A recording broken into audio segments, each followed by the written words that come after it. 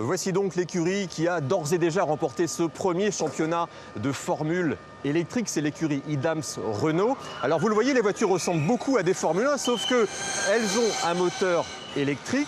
Et toutes les écuries ont la même voiture, le même moteur. La différence se fait sur la qualité des pilotes et puis aussi sur la qualité des réglages. Et vous entendez ce bruit, pas de bruit de moteur, si ce n'est juste un bruit qui ressemble à celui d'un mixeur électrique.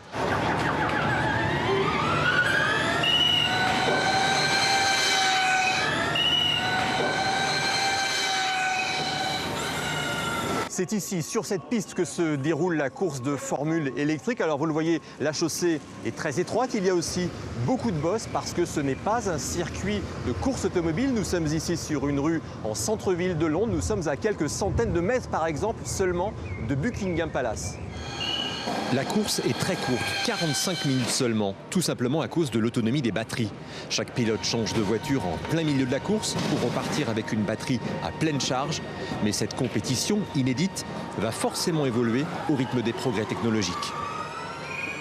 C'est donc ici, à Londres, que se termine aujourd'hui cette première saison de Formule électrique, et c'est peut-être l'avenir de la compétition automobile qui se joue, parce que ce type de compétition électrique, moins polluant, moins bruyant, peut du coup être accueilli au cœur des villes. Et d'ailleurs, peut-être que l'an prochain ou l'année d'après, Paris accueillera un Grand Prix électrique. On verra donc peut-être des voitures de course passer au pied de la Tour Eiffel.